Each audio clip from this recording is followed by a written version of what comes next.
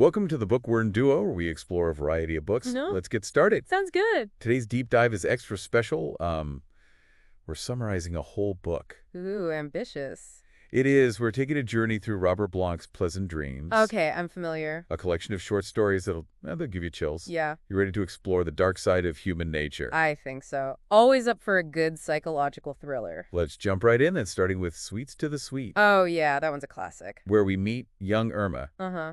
Now, she seems innocent at first. Right. But has this fascination with witchcraft. Yeah, and that unnerves her governess, Miss Paul. It makes you wonder if her interest in witchcraft is a form of rebellion or a way to cope. Totally, especially with that abusive father in the picture. Exactly. Like, is it a way to escape that traumatic home life? And then Miss Paul leaves, right? Yeah, fearing for Irma's safety, I think. And things take a dark turn. Oh, for sure. We get this creepy image of Irma making dolls out of clay. Uh-huh.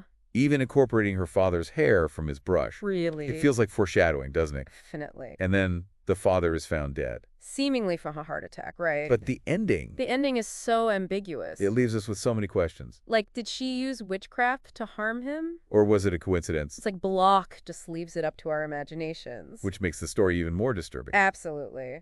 Let's move on to another unsettling story. Okay. The Dream Makers. All right, yeah. This one's set in the world of silent films. Uh-huh. A narrator's tasked with interviewing retired actors. Okay. Starting with Jeffrey Franklin. Right, living in a luxurious sanatorium. A sanatorium already sets a certain mood, doesn't it? For sure, like something's a little off. And Franklin reveals he and other actors retired simultaneously. Yeah, because of a shared premonition. Like they all had the same vision. A premonition, so what were they afraid of? Well, there are hints of a plot against them, maybe tied to astrology. So there's this layer of cosmic dread. Exactly. And this narrator, he's a storyteller at heart, right? Yeah. He pitches a movie idea about their comeback. Right. But they don't jump at the chance, do they? No, not really. They're superstitious, afraid of this cosmic script. Right. They believe their lives are predetermined. So a comeback would lead to disaster. Yeah. So we have superstition, fear, this eerie sense of being trapped. Like a nightmare they can't escape. What happens next? Well, the project falls apart. The stars refuse to come back. It makes you wonder, did they miss their chance? Or were they right to be afraid? Another ambiguous ending. Bloch does that so well, right? Makes you think. Yeah. Okay, next on this roller coaster is... Let's see. The Man Who Collected Mirrors. Oh, yes. A man inherits a house full of mirrors. From a woman who thought they held spirits, right? Mirrors and spirits, I mean... Yeah, talk about spooky. I can already tell this is going to get creepy. Totally. And he experiences unsettling things. He gets obsessed with the mirrors. They start to distort his reality. He can't tell what's real and what's a reflection. Exactly. It's like he gets trapped in his own reflection. Yeah. What secrets are those mirrors holding? Makes you think. What do they reveal about him?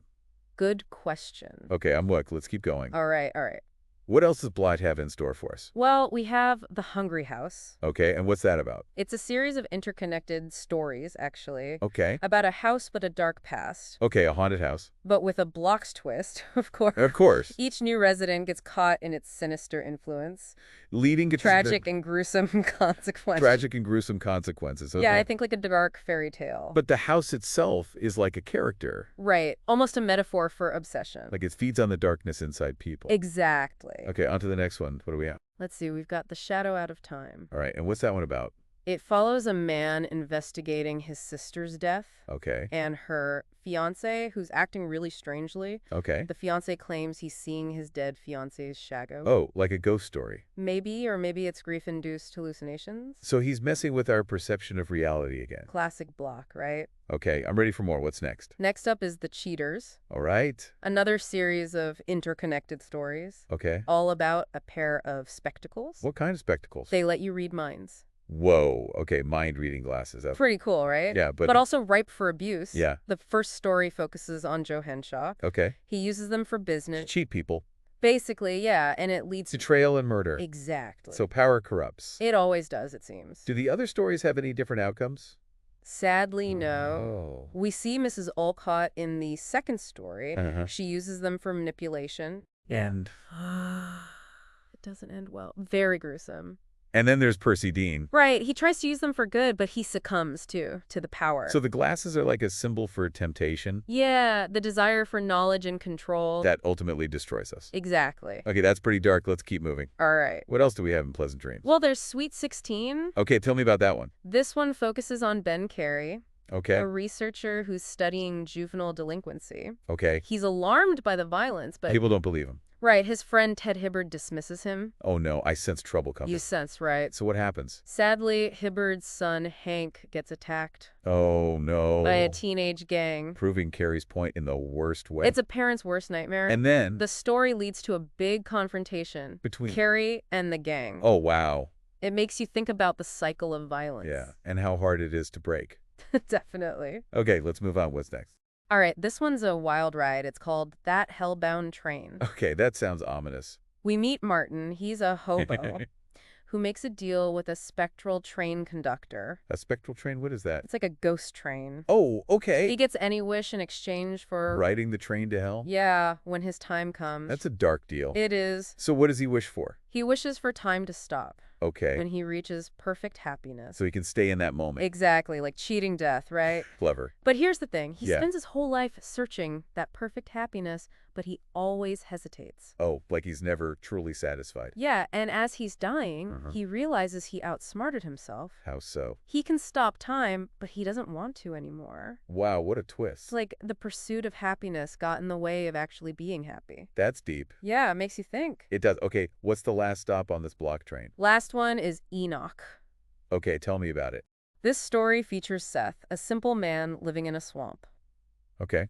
Sounds like the setting for a horror story already. It is, and here's the twist. Yeah. He's controlled by a creature named Enoch A creature living where? on his head. Wait, what? Yeah, it's pretty bizarre. Okay, I'm creeped out already. It gets worse. Enoch forces Seth to kill people. To kill people. Yeah, in exchange for protection. And a sense of power. Yeah. It's like a physical manifestation of his dark side. Right, like would he have done it without Enoch? It makes you wonder. It does. And then what happens? Seth gets caught and imprisoned. Okay. But Enoch escapes Oh, no. to find a new host. So he's still out there somewhere. Lurking, waiting. That's disturbing. Yeah, it leaves you feeling unsettled. It really makes you question free will, doesn't it? It does. It makes you wonder how much control we really have.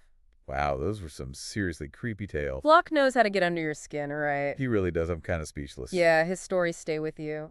They really do. Each one more unsettling than the last. You know, it's like Bloch takes these ordinary situations and twists them into something dark and disturbing. Right. It's not just the supernatural stuff. It's like he really gets into the darkness inside people. Yeah, like what's lurking beneath the surface of everyday life. Exactly. It makes you think. It does.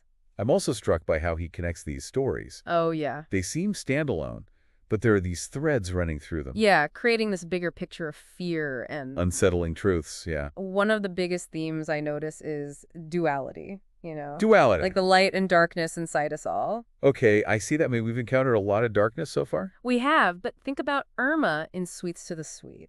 Okay. She's a victim, you feel for her, Mm-hmm. but her fascination with witchcraft. Yeah, and that ambiguous ending. It hints at something darker. Like she's not all innocent. Right, Bloch doesn't give us easy answers about good and evil. Yeah, it's all shades of gray. Exactly. It's like anyone is capable of darkness. Mm-hmm. We see that in the cheaters too, right? Oh, yeah, totally. Those glasses, they reveal the ugliness in people we think are good. It's a tough look at human nature, that's for sure. It is, but it makes you think. It does. Bloch challenges us to confront that darkness inside. Another thing that keeps coming up is fear. Oh, yeah, fear's a big one. It drives so many of the stories, shapes what the characters do. And often leads to their downfall. Exactly, like in The Dream Makers. Yeah. Those actors are so afraid of that cosmic script Right, they won't even try for a comeback. because they're so convinced it'll be a They disaster. become a self-fulfilling prophecy. And in The Man Who Collected Mirrors, Oh, yeah, that one's full of fear. the man's fear of the spirits. Consumes him completely. He goes mad, creates his own reality out of fear. Exactly. It's like Oh, Bloch is saying we create the things we fear. that's a good point. Our anxieties, our beliefs. Our choices. Yeah, powerful stuff. I'm also really interested in the symbols he uses. Oh, yeah, the symbolism is great. He weaves them into the stories. Adds layers of meaning. Like the mirrors. Oh, the mirrors are huge. It Like, represents so much Yeah. self-deception. even madness. Yeah, like in The Man Who Collected Mirrors. They're a portal into his obsession. Yeah, he can't see clearly anymore. And it's not just literal mirrors. No. It's metaphorical ones, too. Like The house in the hungry house. Oh, yeah, the house is a symbol. For desire, for wanting what you can't have. Exactly. Or even the train in that hellbound train. Oh, I like that one. The journey we all take. Towards death and the choices we make along the way. Exactly. You're really picking up on it. Bloch's symbolism adds so much depth. It's like a secret language. It makes you want to reread and find more. Totally. And on top of that, the settings he chooses. Oh, yeah, the settings are important. Often isolated, claustrophobic. They heighten the suspense. Like the setting is a character. Yeah, reflecting the anxiety of the people in it. Like Irma's house in Sweets to the Sweet. Isolated, full of tension. Or that sanatorium in The Dream Makers. Secluded, a world of its own. And the swamp in Enoch. Oh, yeah, that swamp is like a character itself. It's where darkness lives. For sure. And we can't forget the lighthouse in The Man Who Collected Mirrors. Oh, right, the lighthouse. The ultimate symbol of isolation. Surrounded by water, cut off. No wonder he loses it. Those settings create such a feeling of dread. Like the walls are closing in. Literally and figuratively. It's really effective. And then there's his language. Yeah, the way he writes is so... evocative, right. He chooses words so carefully. Creates a visceral experience. I remember those vivid descriptions. Oh, yeah. Like in The Man Who Collected Mirrors, those mirrors with silver surfaces that darkened oddly. Spooky. And facets of fire. You can feel his obsession growing. And in that hellbound train, the way he describes the train whistle. Oh, yeah. How does he put it? A long, low moan that seemed to echo the lowliness of the night. Perfect, right. It sets the moods so well. His language creates this haunting feeling. Like he's painting a picture with words. But a dark and unsettling picture. So we have the setting and the language working together. To draw us in. What about the characters themselves? What about them? Do you see any patterns? I do. A lot of them are outsiders. Outsiders how? Isolated, alienated, struggling with themselves. Like Irma? Yeah, she's neglected, abused. No wonder she turns to witchcraft. It gives her power. And the actors in The Dream Makers. Yeah, they're in self-imposed exile. Haunted by their path. Afraid of the future. Living in their own little world. And the man with the mirrors, he loses himself completely. Yeah, he's searching for something. But he only finds his own broken reflection. These characters are so compelling. They are. They're flawed. They make bad choices. But they represent something real about being human. Yeah, the loneliness, the struggle for identity. They're all searching for something. Connection, meaning escape. But they find darkness instead. That's the genius of Bloch's. He shows us the good and the bad. And he doesn't make it easy. So even when it's scary, there's a deeper meaning. About what it means to be human, yeah. And we can't forget his sense of humor. Oh, yeah, he's got a dark sense of humor. It's subtle, but it's there. Like the title, Pleasant Dreams. For these terrifying stories. Like he's in on the joke. I remember that line about the sanatorium nurse? Oh, yeah. The dragon who guards the portals? I love that line. It's so funny in a dark way. It's like he's reminding us not to take it all too seriously. Yeah, to find the absurdity even in the darkness. Exactly. That's what makes his work so great. It's entertaining, it's thought-provoking. And sometimes it's even funny. Yeah, it's a wild ride. It is. Robert Bloch, man, what a writer. Yeah, dark genius for sure. He really gets under your skin. It makes you think, too. That's what's so amazing. His stories still resonate today. Even though he wrote them so long ago. It's like he tapped into something universal. Yeah, fears and anxieties that everyone feels. You know one thing I keep thinking about? What's that? The power of belief. Oh, yeah, that comes up a lot. Like in The Dream Makers. Right, those actors convinced they're doomed. Trapped by their cosmic script. And it becomes their reality. It makes you wonder, what are our modern-day cosmic scripts? Ooh, that's a good question. What are we afraid of, even if it's not real? Are we holding ourselves back? Because of things we believe, even if they're not true. That's worth thinking about. Bloch's stories, they're lit a mirror. To our own anxieties, yeah. They help us understand. What drives us, what scares us. And those mirrors, they're everywhere in his work. Oh, yeah, the mirrors, such a powerful symbol. So many layers of meaning. Vanity, illusion, madness. Like in The Man Who Collected Mirrors. Right, literally losing himself in his reflection. Can't tell what's real anymore. And it's not just the literal mirrors either. No, it's the metaphorical ones too. Like the house in the hungry house. Consuming desires. Or even the stories themselves. Ooh, I like that. Reflecting the darkness in us. Like Bloch is holding up a mirror to society. Showing us the ugly truths. The stuff we don't want to see. Like he's saying, look closer. Are you really seeing what's there? It's unsettling, but insightful. I think we've both learned a lot from Pleasant Dreams. I agree. It's a collection that sticks with you. Definitely a must-read for horror fans. And for anyone who likes to think. Yeah, Bloch makes you think.